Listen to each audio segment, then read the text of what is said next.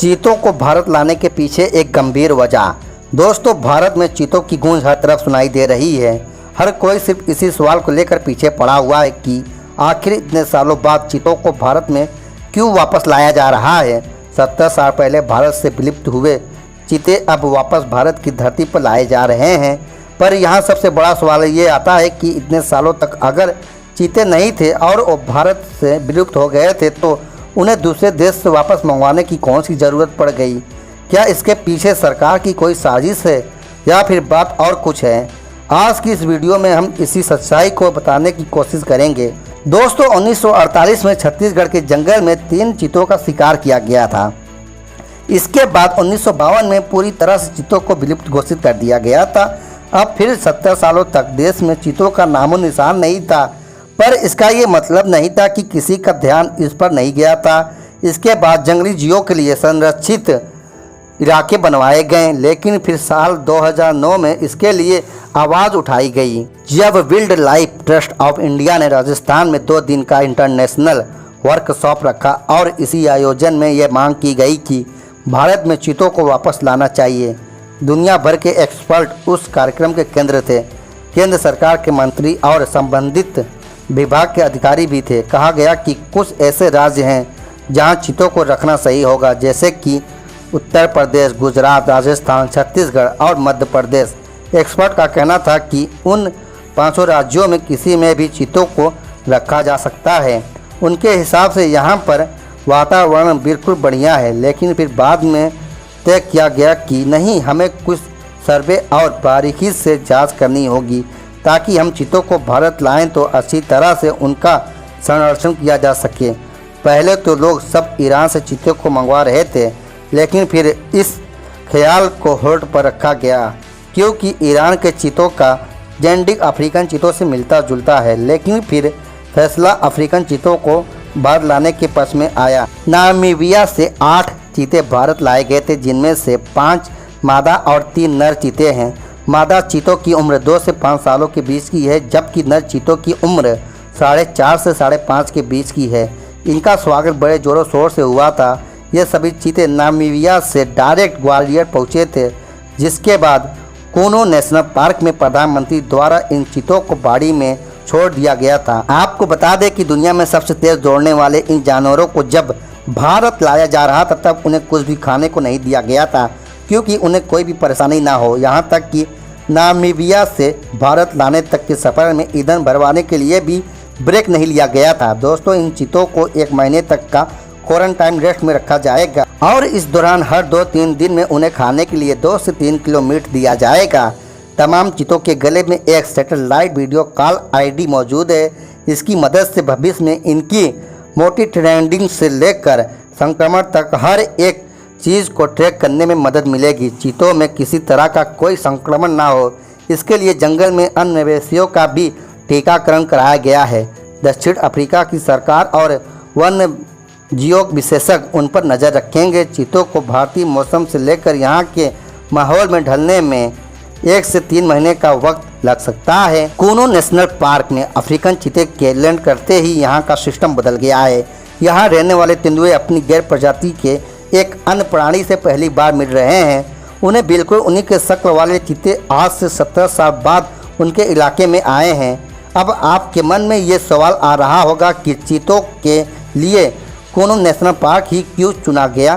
South Africa के Namibia से चीतों को इसलिए लाया गया क्योंकि वहाँ दिन और रात की लंबाई ठीक उसी तरह होती है जैसे कि हिंदुस्तान में। यहाँ का तापमान भी अफ्रीका से मिलता जुलता है। मध्य प्रदेश के कूनो नेशनल पार्क में अधिकतम तापमान 42 डिग्री सेल्सियस तक रहता है, जबकि कम से कम तापमान 6 से 7 डिग्री सेल्सियस तक रहता है।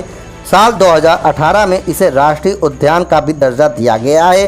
दरअसल 748 किलोमीटर में फैला कूनो नेशनल पार्क 10 अलग अलग जगहों के सर्वे के बाद फाइनल किया गया है, क्योंकि यहाँ का रिकॉर्ड सबसे अच्छा रहा है।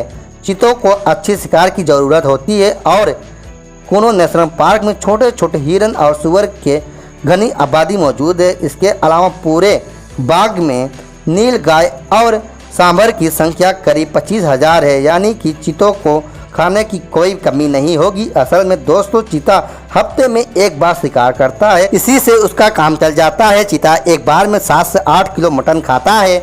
ऐसा माना जाता है कि चीता अपने शिकार को छोड़कर कहीं नहीं जाता है। चीता ज़्यादा ताकतवर माना जाता है, इसीलिए उसके शिकार में किसी की कोई हिस्सेदारी नहीं होती है। चीते को एक महीने में 4 और साल भर में 50 जानवर चाहिए होते हैं। चीते के बच्चे 3 हफ्ते में मीट खाने लगते हैं और 8 महीने के होते होते चीता खुद अपना शिकार करना शुरू कर देता है। उसे किसी पर निर्भर होना नहीं पड़ता। शिकार करते समय छुपने के लिए चीते अपने शरीर पर बने स्पर्ट का सहारा लेते हैं। शिकार के अलावा चीतों को पानी की ज़रूरत होती है। ऐसे में आप ये देख रहे होंगे कि यहाँ पर कोनो नदी है। इसी के नाम पर पूरे एरिया का नाम कोनो नेशनल पार्क पड़ा। वैसे तो मुख्य नदी कोनो है, लेकिन इसके आसपास 3 सहायक नदियाँ भी हैं और इन नदियों के चलते पूरा इलाका गर्मी भर पानी से भरा रहता है और यहाँ पानी की कोई भी कमी नहीं होती है। और इसी चीज़ को सोचकर चीतों को भी यहाँ पर सबसे पहले लाया गया। इतना ही नहीं बल्कि चीतों के लिए पर्याप्त जगहों की ज़रूरत होती है, क्योंकि वो 120 किलोमीटर प्रति घंटा की रफ्तार से दौड़ने वाले सबसे तेज़ जानवर हैं, जो कि मात्र 3 सेकंड के अंदर ही 97 किलोमीटर प्रति घंटा की तेज़ रफ्तार पकड़ लेते हैं। चीता अगर अपनी पूरी ताकत से दौड़े तो 7 मीटर लंबी छलांग लगा सकता है। वैसे तो चीता बिल्ली की प्रजाति का ही जानवर है, पर यह शेर और बाघ की तरह दहाड़ नहीं मार सकता, लेकिन ये बिल्ली की तरह घुर्राता जरूर है। दोस्तों आज चीतों को हिंदुस्तान की ज़मीन पर लाना कोई घटना नहीं है, बल्कि ऐसी ज़रूरत है जिसका पूरा होना बहुत ही ज़रूरी है।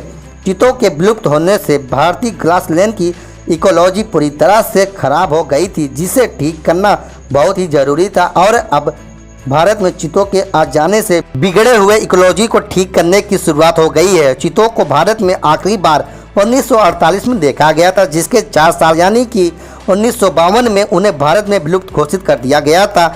और फिर 1989 से चीतों को भारत में दोबारा बसाने की प्रक्रिया शुरू कर दी गई थी। दोस्तों साल 1947 में राजा राम अनुज ने 3 चीतों का शिकार किया था। माना जाता है कि यही भारत के आखिरी 3 बचे हुए चीते थे। ऐसे में जब साल 2009 में भारत के अंदर चीतों को लाने की बात शुरू हुई, उसके कुछ समय बाद ही भारत ने नामीबिया से इसके बारे में अपनी बातचीत शुरू की। लेकिन नामीबिया और अफ्रीका से चीतों को लाने का समझौता जुलाई 2022 में हुआ और इसी समझौते के पहली घड़ी में 8 चीते भारत पहुँचे। माना जा रहा है कि चीतों के आने से पर्यटन को भी काफ़ी बड़ा फायदा मिलेगा। 1 अक्टूबर से नेशनल पार्क दरवाज़ा आम लोगों के लिए खुल जाएगा, लेकिन अब तक चीतों को क्वारंटाइन पीरियड में रखा जाएगा। उन्हें 2 महीने के लिए पूरा क्वारंटाइन में रखा जाएगा।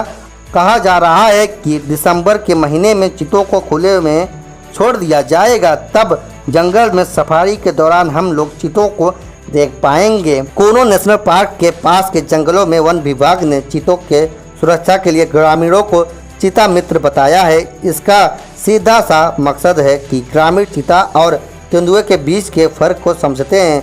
गांव वालों को ये बताया जा रहा है कि इंसानों को चीतों से खतरा नहीं होगा, क्योंकि चीते कभी भी इंसानों पर हमला नहीं करते हैं। दोस्तों चीता शब्द संस्कृत का मूल शब्द है। इसकी उत्पत्ति संस्कृत के चित्कार से हुई है, जिसका मतलब होता है बहुरंगी शरीर वाला। भारत में सदियों से चीता की शिकार का प्रचलन रहा है। दरअसल बाघ की तुलना में चीतों पर नियंत्रण करना आसान था, जिसके चलते चीतों का कई समय से शिकार किया जा रहा है। दोस्तों आपको इस विषय में क्या बोलना है, आपकी क्या राय है, हमें हमारे वीडियो के कमेंट बॉक्स में कमेंट करके जरूर बता सकते हैं। दोस्तों यह वीडियो अगर आप लोग को अच्छी लगी हो तो वीडियो को एक लाइक कर दें। चैनल पर नए आए हो तो चैनल को सब्सक्राइब कर दें, बेल आइकन को ऑन कर दें, ताकि हमारी नई वीडियो जब भी अपलोड हो आपको आसानी से मिल सके। दोस्तों मिलते हैं फिर ऐसे ही नए इंटरेस्टिंग वीडियो के साथ। बने रहिए आप लोग हमारे इस यूट्यूब चैनल में। तब तक लिए जय हिंद दोस्तों।